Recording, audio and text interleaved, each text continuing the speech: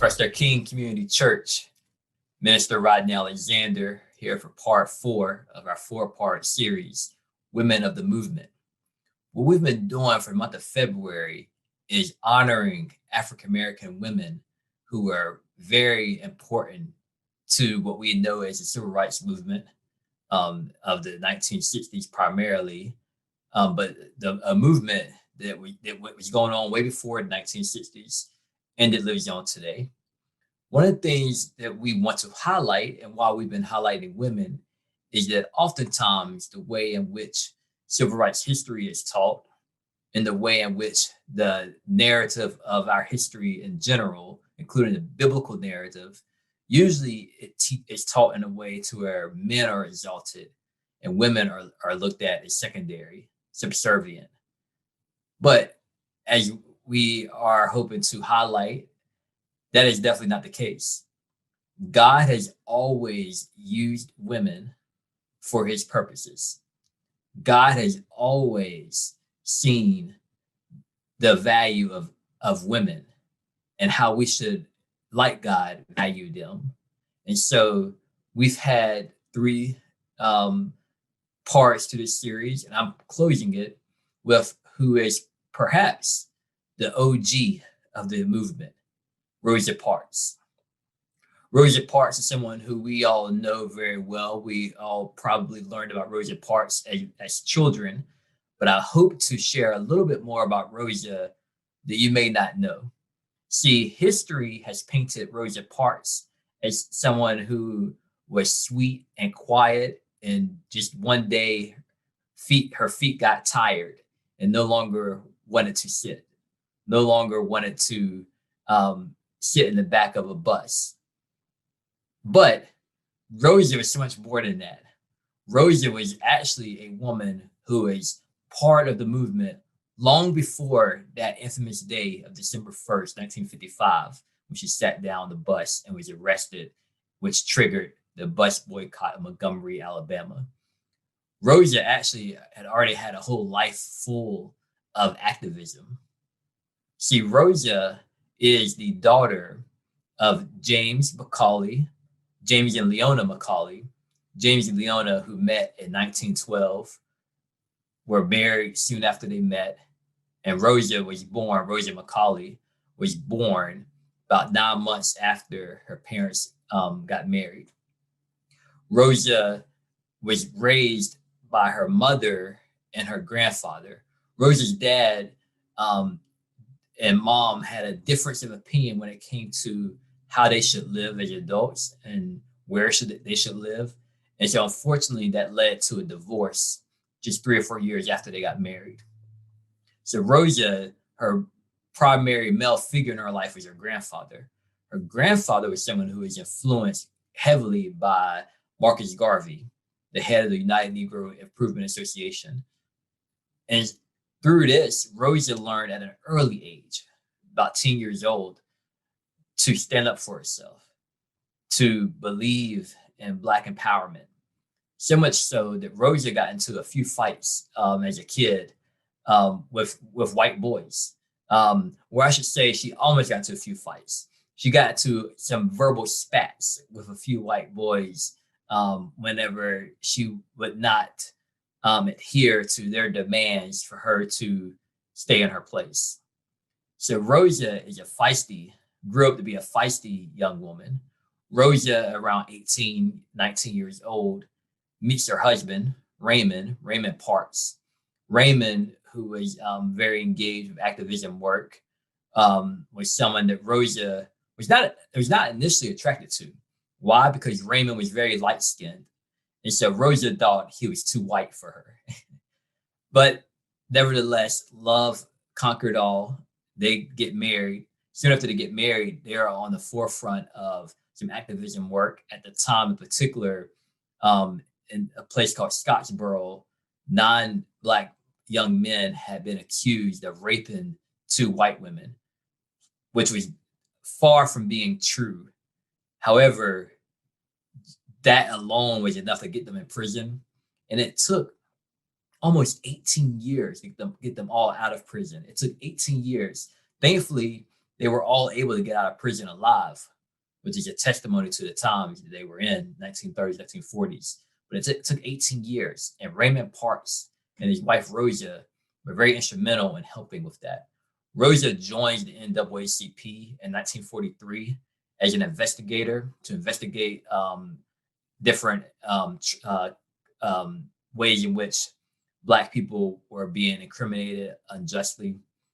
1943 was also the year where Rosa has her first run-in on the bus. She has a run-in with this bus driver named James Blake. James Blake was a white man who treated Black women very harshly. Rosa tries to enter the bus through the front one day, which was not allowed. Black women, Black men had to enter the bus through the back of the bus. She didn't want to. It led to her being kicked off the bus in 1943. She joins the NAACP. She has a couple of big cases, including 1944, where she is instrumental to the case of Reese Taylor. Reese Taylor was a 24-year-old Black woman who was brutally raped by a gang of 6 white men. Rosa Parks was instrumental in that trial. Rosa Parks was also instrumental in Jeremiah Reeves, 1952. Jeremiah Reeves was a guy who was a teenager who was the Black lover. He was a Black man. He was a Black lover of a white woman who was married. The white woman gets caught in adultery, and instead of admitting to her adulterous ways, she says the Black man was actually raping her. Unfortunately, Jeremiah Reeves ends up getting executed, despite Rosa Parks and others' work. So Rosa was very much engaged with civil rights. There's some other cases that she was engaged with as well in 1940s, 1950s. She was considered the primary investigator of the NAACP, the chapter she was part of in Montgomery. So all of that background takes us to 1955. 1955, Rosa was much more than just a quiet woman who wanted to rest her feet. Rosa was an activist. Rosa was someone who was primed for the moment. So when Rosa gets kicked off the bus, gets arrested on that infamous day that we all know in 1955, Rosa now becomes the catalyst to a movement, the catalyst to a boycott. The boycott, by the way, was something that people had wanted to happen for a while. There's a couple of Black organizations that were very interested in a boycott, but it just didn't have a catalyst to do so. Rosa became that catalyst. Rosa, who has spent her entire life working through activism, working through fighting against injustice, became the catalyst to a movement. Unfortunately, Rosa is painted as the quiet woman because she wasn't really given an opportunity to speak. At the time, the men thought it was best for the men to speak. They also had a young preacher at the time who was able to speak eloquently. His name was Martin Luther King Jr. And so he becomes a spokesperson for the movement. Rosa becomes a symbol, more of a symbol for the movement, although her work continued throughout. Rosa was grounded in her faith and in her belief that all lives deserve dignity, and that Black people were not getting that dignity that they deserved, as created an image of God. And so she gave her life to giving Black people, Black women in particular, giving them dignity. Rosa Parks, a woman of the movement, someone who is highly honored and esteemed in our history books, someone who had a lifestyle of activism work. What does it mean for us today, Christ our King? What does it mean for us, those of you who are watching this video that aren't part of our church, Christ our King Community Church, but maybe watching this video? What does it mean for us today? This means simply this, that we are to have a lifestyle of justice, a lifestyle of seeking what is right. And if we have a lifestyle as such, we may find ourselves in a pivotal moment of our lives, of our community lives, of our family lives, of our church lives, that because of our lifestyle, we are able to make a stand that triggers a movement.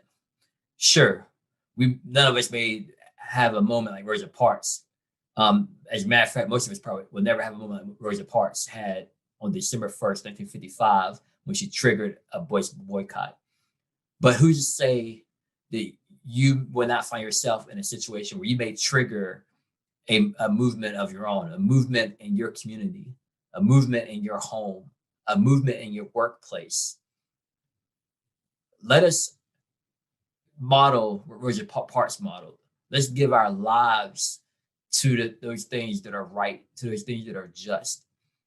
And perhaps God will use us for a pivotal moment, and not only in our lives, but the lives of those around us.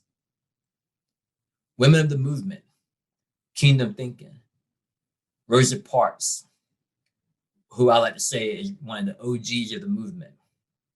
I pray that this perspective of Rosa and her life may be a blessing to you as you move forward in your own life. Rodney Alexander, Christ King Community Church, minister, thank you so much for watching part 4, Women of the Movement.